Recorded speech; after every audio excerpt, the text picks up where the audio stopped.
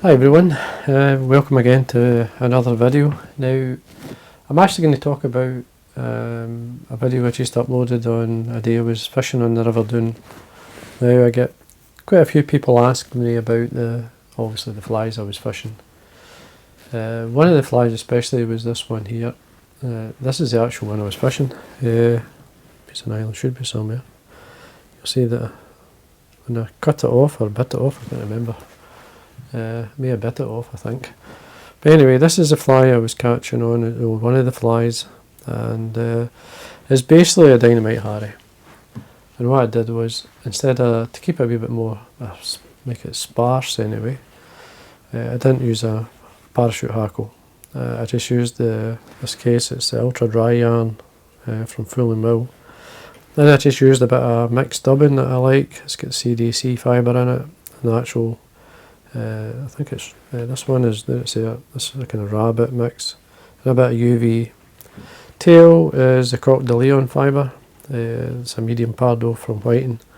So that was one of the flies. Now there was another couple of flies. Well, the biggest fish I actually caught was on where is it? This one.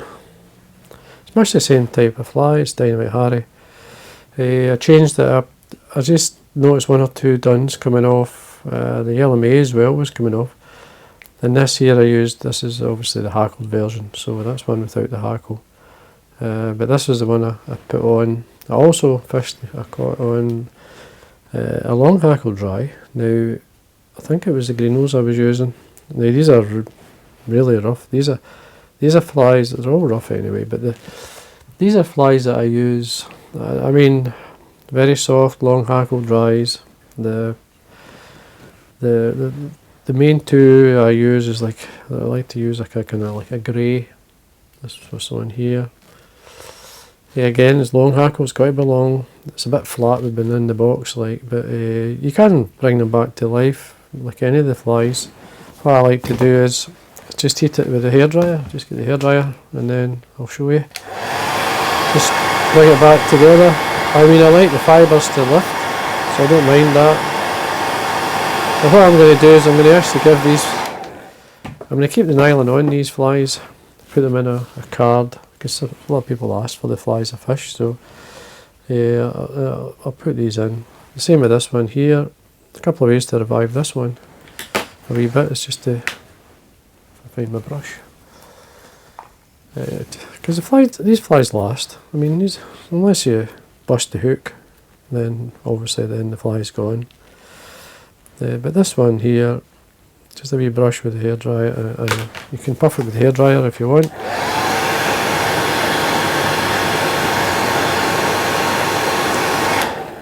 It just kind of helps to open the fibre out, put it back to the way it was. Now here's the other dry fly. The one with the hackle's fine. You see it's a bit rough. I mean, I like to rough them up. I use I mean, if you get a bit of Velcro with you or something, and you see off your jacket, you can make them rougher. The times the rougher, the better. I feel. I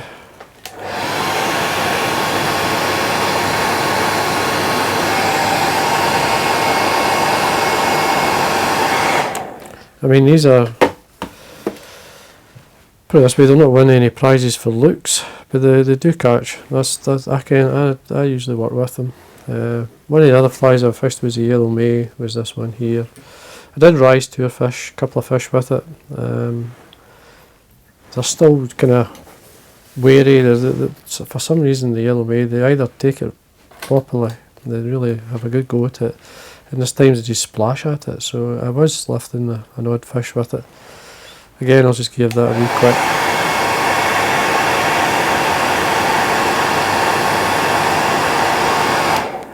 Quick going over. So I've got these ones. So that there, as I say, this was the one that a lot of people were asking about. So you can tie in different ways. I mean, here's a size 20. This is I think that's 16. I think, I'm not sure. Because I'm tying on a Czech Nymph hook, it's kind of deceiving in size wise. I say this is a size 20. It's just a slightly darker dun. It's just a small. Just all I've done is changed the colour of the thread a wee bit. I've changed the wing to a dark dun. I'll tell you that colour.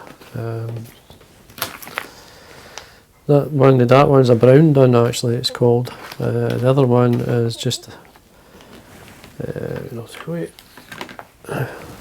These things all over the place. The light dun. So that's the light dun that's on that one there. So I have tied them using the para post. This one here. It's a wee bit straighter, slightly different. It's a wee bit forward because it's a kind of stiff fibre compared to it. But you can mix both, which I like to do as well. So I'll use the para post and the ultra dry yarn, and I'll blend them together to get in a kind of mix. Sometimes that works better. But I'll show you how to tie this here. It's quite simple to tie. I'll tie in now. The hook I was using was this one. It's a size 16 Czech Nymph black nickel. You can see there. Do one on my desk here. So put it into my vise. Fine. Thread. Now I used 2 or 3 colours, but the original one I used was the olive dun. Just run this wax through. As I say, you could use the light dun or the dark or the brown dun, which is the other colour, or you can blend them. It's up to yourself. It's worth blending, so I may do that. I may get the brown dun, and then just to show you. So what I've got here is I've got the light dun, this ultra dry yarn. I've got the brown dun, as they call it. So what I'm going to do is just lay them on top of one another, just brush them together. Just mix them up. This is just a wee bruised toothbrush. I've cut it at an angle to stiffen the fibre a wee bit.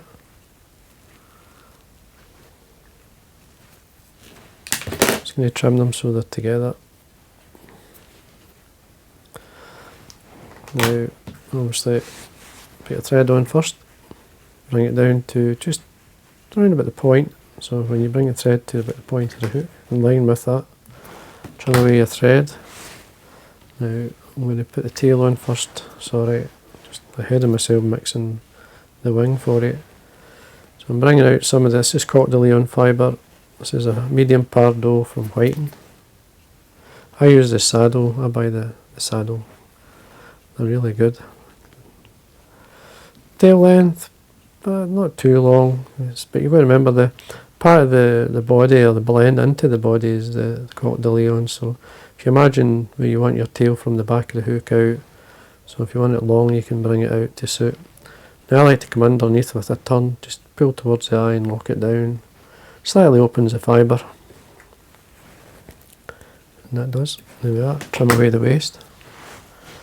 So we've got our winging material. Now these are easy to tie, you can fling these together really quick. So I'm going to take my thread up to the sort of midway, so between the eye and where I come down to. Length, you're looking round about the hook length, just tie that forward. Because we're not doing like a posted wing, we don't need it long, you don't need to hold it to tie in the hackle. So good, maybe half dozen turns there, just keep the wing low. To trim it, I usually if you bring it up, then bring it down, sort of pushing the fibre out, and it's like a straight cut from the top to the middle of the tail, they say. The way you want the body to be. There we are. You need sharp scissors, so make sure you get a good sharp pair of scissors when you do that. Just trimming the edge a wee bit. You can take it down a wee bit to thin it out, but I mean that's fine. My dubbing, as I say, my dubbing blend was a rabbit. There's a grey CDC fibre I've blended into it. There's a bit of UV, just a UV flash. This helps to give impression of the legs as well as float the fly too, as well as the. Just goes together. You could leave it out. You just use the thread. It will still work without any dubbing in the thorax. Now you could split the wing if you want. I'll show you what I mean by that. So I've put some dubbing at the back. So if I want to split the wing, get a sort of right and left if you want. Just bring them out like that, and then you can figure it through. You could use the thread just to post them slightly, but I'm just going to bring the dubbing through just to open them out. It'll show you what you can do anyway. And then plenty of dubbing in. I'll always put plenty of dubbing because I'm going to actually velcro a lot of it out. Just check to see what I'm like. That's fine. I think it's just a wee tad long actually. So I'm going to trim it. Just a slight angle off the top. Use your fingers as a guide. That's fine. Now at this point, I've got one or two fibres just coming over the eye there, but don't worry about it. As long as it's not too much anyway. You can try and hold them back. And then what finish? There's a couple there, I'm just going to trim them away. Trim your thread away. Yeah, this is what I like to do, is just to get the velcro in there, brush the dubbing up into the wing so it's a nice blend. That's why it looks like it's just one wing really.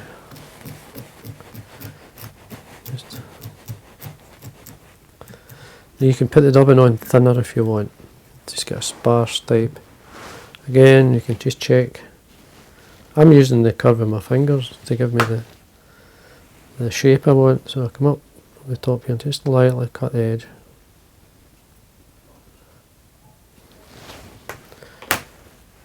Check it. There we go, that's it. It's the pattern, it's very sparse.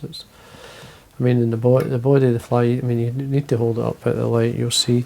And the undertake, you'll see that the cotyledon fibre, it blends into the actual body and it gives it a nice mark. It's a very translucent fibre, the cotyledon. You can add it slightly, it could be darker, but even if you use just hackle fibre, again it'll still do that. So there we are, that's the fly, simple pattern. You see the patterns that I used. It's just a matter. Well, I did miss out one there. I did mention. I did. Where is it? There we are. Sorry. The sparkle done. I didn't mention that, but I've just seen it. This is the fly here. Just a small sparkle done. It's basically the ultra dry on. This has got the dark done on it, or the brown done. It's got much the same type of dubbing, it's just got a wee bit of olive CDC through it, so it's coloured it. It's got the deer hair, it's just actually roe deer. It's just a wee sparkle done. That's another one that I did well with. So, and I have been catching the last couple of times out with this, different sizes, but this was one of them. So there we are folks, I hope you enjoyed that. I know, so hopefully I answered a few questions I got asked. The simple fly, tie these up. You fill a box in no time. Try them in different colours. I mean, I've got sort of pale morning dun type colours. You've got a nice, I can't remember this colour. It's a light dun, but you've got the olive kind of. It works really well with pale morning colours. There's a better one. That was a wee bit rough lighting. As I say, there's a couple of strands in this one. Again, it works. So just to experiment with all the colours you have, and if you don't have the ultra dry yarn, just use a parapost. It works. I mean, it still works. I use whatever yarn or a poly yarn or some sort, and you'll still catch. So anyway, there we are, folks. I hope you enjoyed the video. And again, like always, thanks for watching.